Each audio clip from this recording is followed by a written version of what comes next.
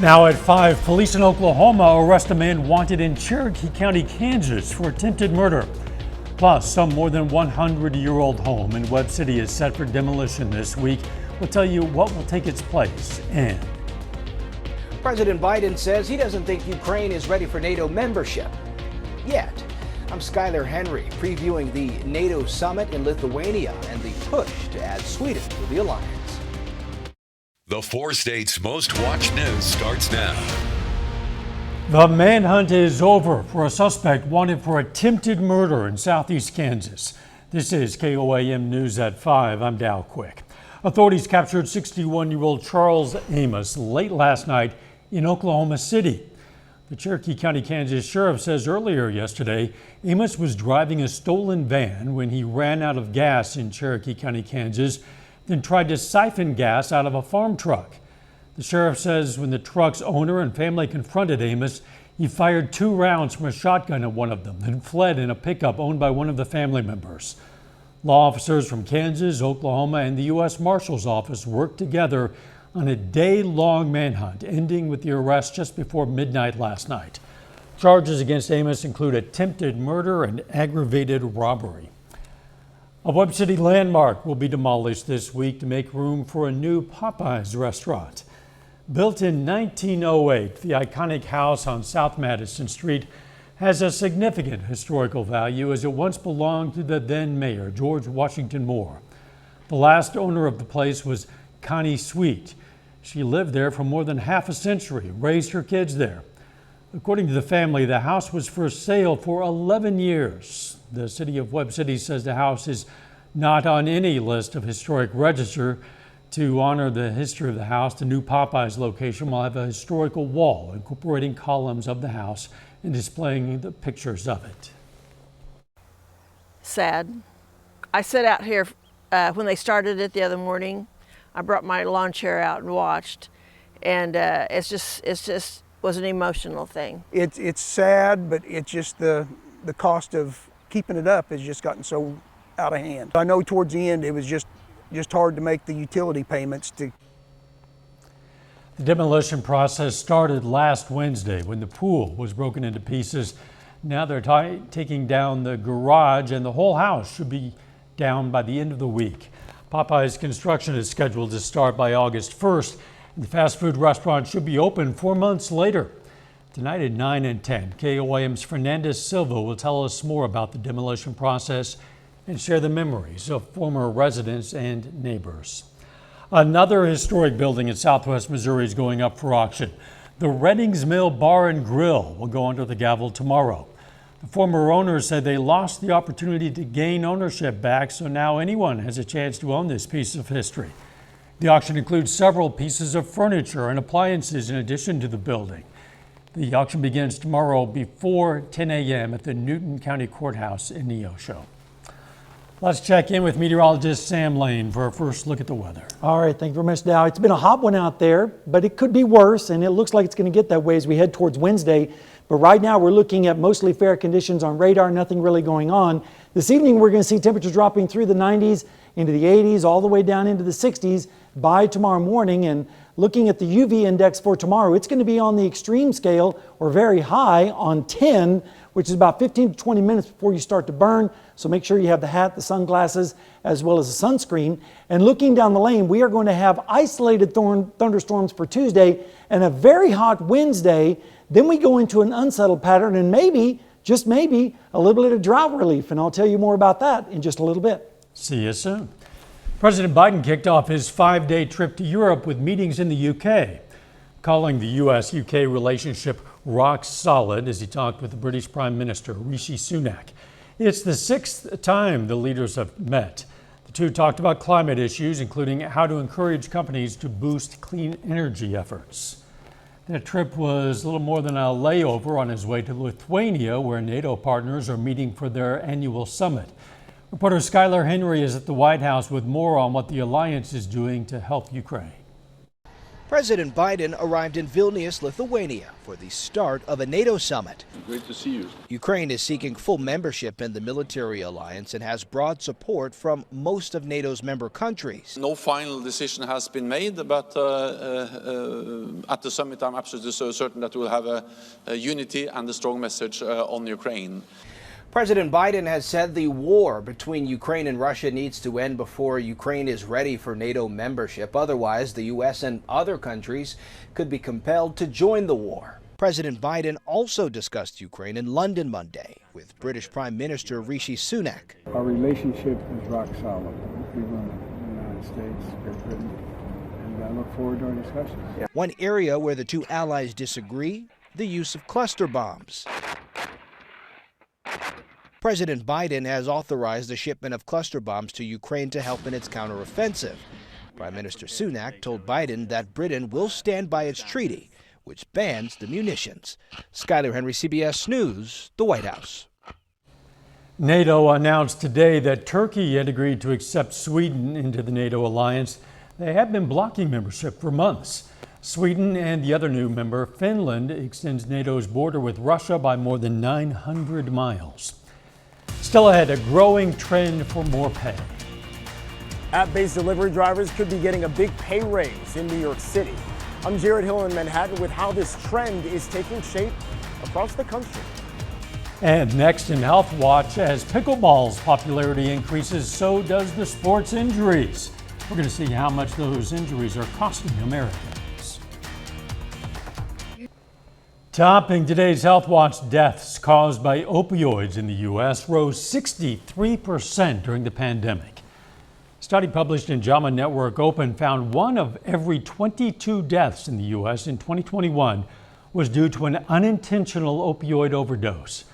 Doctors say this highlights the need for more resources for substance abuse treatment, particularly among men and young people. Smoke-free legislation is working, according to a new analysis also published in JAMA Network Open. Researchers who reviewed the effects of smoke-free laws found they've led to significant decreases in deaths related to cardiovascular disease, respiratory disease, and even better outcomes for childbirth. The study's authors say the findings support the need to speed up the implementation of anti-smoking laws. As more Americans pick up paddles to hit the pickleball court, injuries related to playing that sport are growing. Treatment for injuries is adding up to hundreds of millions of dollars in medical costs. Reporter Daniel Bacchus takes a look at the price tag. Hundreds of picklers fill the courts at the Pickleball Open in Newport Beach, California. Among them are Mark Yoshizu and Mary Whithands. The sport is really addicting. It's crazy how many people are playing. Data from the Sports and Fitness Industry Association says the number of recreational players has soared from 3.5 million in 2019 to nearly 9 million in 2022. But the love of the sport can also come with pain. I strained my knee, but it didn't stop me. This year, medical costs related to pickleball injuries will climb to $377 million. Roughly 80%, or $302 million, will be players heading to emergency rooms and doctors' offices for outpatient treatment. We've got wrist sprains and strains. We've got tendinopathies of the elbow. We've got rotator cuff injuries of the shoulder. Dr. Jonathan Sum is an associate professor of clinical physical therapy at the University of Southern California. He says more serious injuries could mean surgery. We could be looking at, $30,000, $40,000, $50,000, really maybe just in the surgery alone. To protect your body and your bank account, he recommends players consult with a doctor before stepping on the court. My PT said, you need to stretch, and she gave me some exercises, and I haven't stopped since. Because missing a day of pickleball is not an option. Danya Bacchus, CBS News, Newport Beach, California. Yeah, it's grown in popularity recently, but pickleball's actually been around since the 1960s. The recent study found seniors make up about a third of the most avid players. And that is a look at today's health news. A little bit later, negotiations between UPS and the Teamsters Union are at a standstill. And we were very close to setting a record today, but probably not the record you're thinking of. I'll tell you more details on that when we come back.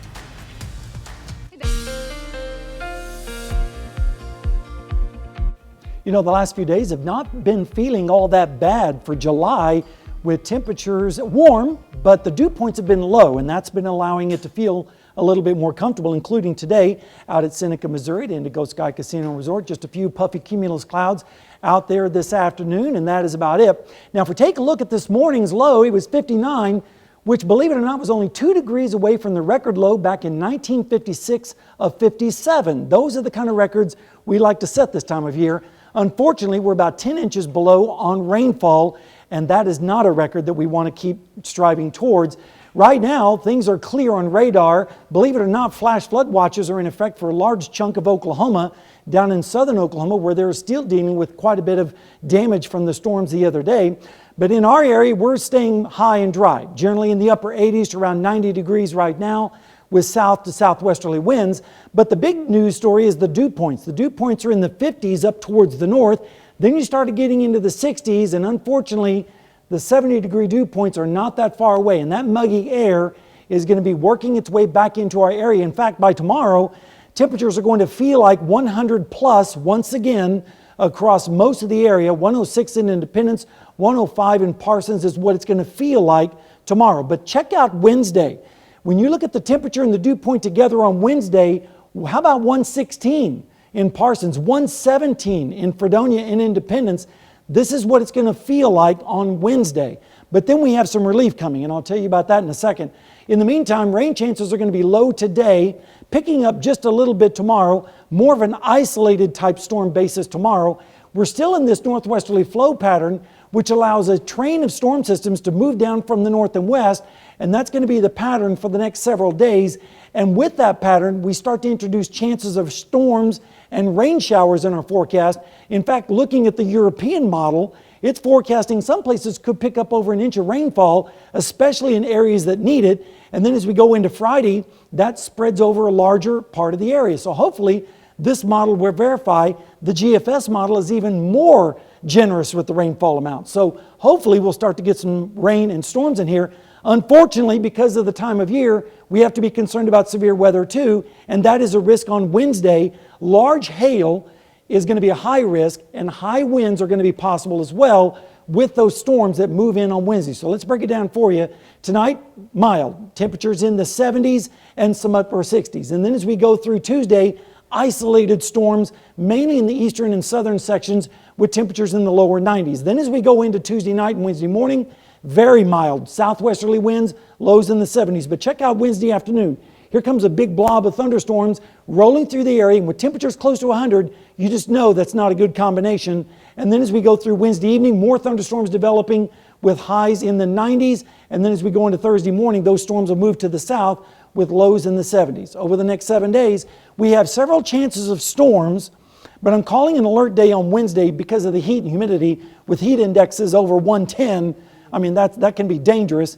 And then we get a little bit cooler as we go towards Saturday and Sunday with more chances of showers and storms. So not all that bad on our forecast at this point. But on Wednesday, quite a mix of unpleasant possibilities at least. Exactly. Wednesday, definitely need to pay attention. Yep. Thanks, Sam. More rain is in the forecast for parts of the Northeast after a whole summer's worth of rain dropped in just a few hours yesterday. Wiped out roads in New York, Connecticut, and other areas. Officials say flooding killed a young woman north of New York City. The New York Governor, Kathy Hochul, issued a state of emergency for multiple counties. Water, mud, and fallen trees have left train tracks either submerged or impassable, likely disrupting hundreds of thousands of commuters. Coming up, a judge temporarily blocks a movement to increase the minimum wage for food delivery drivers. Topping today's Consumer Watch, 340,000 employees at one of the nation's largest shipping companies could be on strike in just a few weeks. That might wreak havoc on supply chains all around the world. Contract negotiations between UPS and the union representing employees are currently at a standstill. 97% of unionized employees voted in favor of going on strike if a deal isn't reached by the end of this month.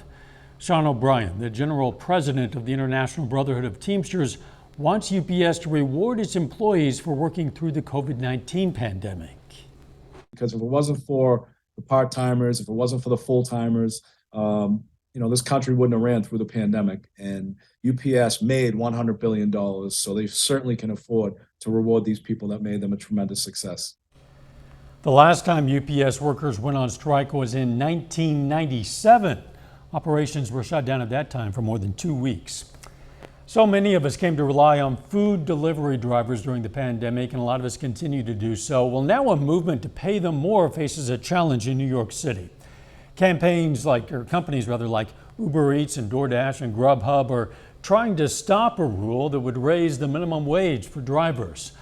Over the weekend, a judge temporarily blocked the wage increase, which was set to take effect on Wednesday.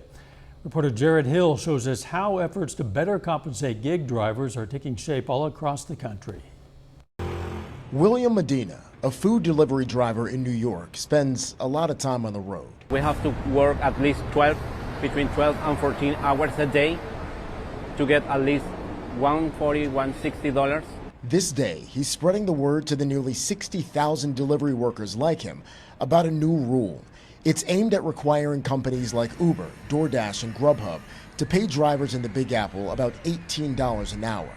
Right now, the city estimates they make just over $7 before tips. We have also families. We have to feed our kids. The push for change comes amid growing criticism around how these companies compensate the gig workers, in particular, these delivery drivers.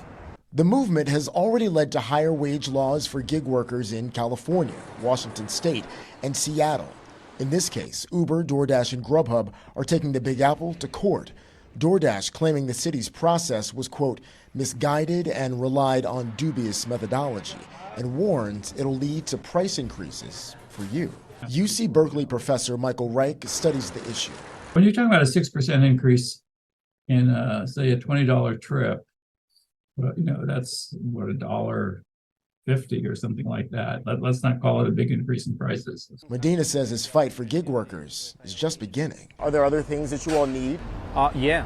Next, he wants rules guaranteeing insurance for drivers. Jared Hill, CBS News, New York. Minnesota's legislature passed a bill in May that would have set a minimum wage for rideshare drivers.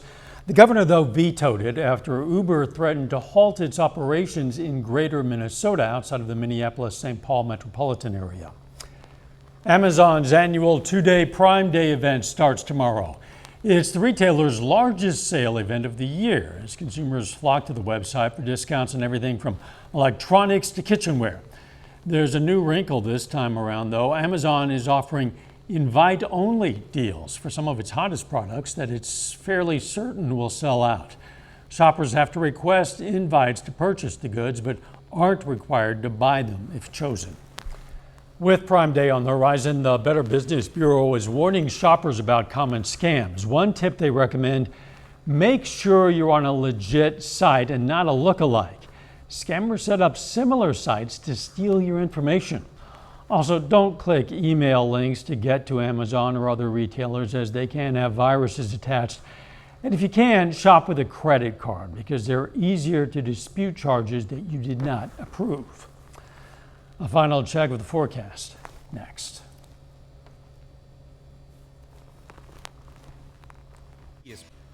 Up next on the CBS Evening News, why the growing use of artificial intelligence is driving some actors to the picket line. Then on KOAM News at 6, a man is arrested after a DWI crash near Saucony, Missouri injures 8 people. Plus, how some veterinarians in Arkansas are preparing for an outbreak of canine flu. And Pitt State track and field star Cordell Tench participates in a national competition. We're going to tell you how he did. Stay with us for the CBS Evening News and then KOAM News at 6. Lots of heat in the forecast. Oh, lots of heat. In fact, we're looking at an alert day for Wednesday because of the heat and humidity combined. We'll send heat indexes over 110. That can be dangerous. And then on Thursday, a little bit cooler, only 97. And then as we head towards the weekend, a little bit cooler still as we increase the chances of showers and storms in our forecast. So hopefully we can get some decent rainfall in here to put a dent in that drought situation. But it is, of course, pretty dry. Every time we seem to make a little dent, it seems like most of the places the dent just gets bigger and bigger. Exactly. It's a big problem. It's either feast or famine. You bet. Thanks for joining us. CBS Evening News is next. We'll see you at 6. Let's make it a great evening.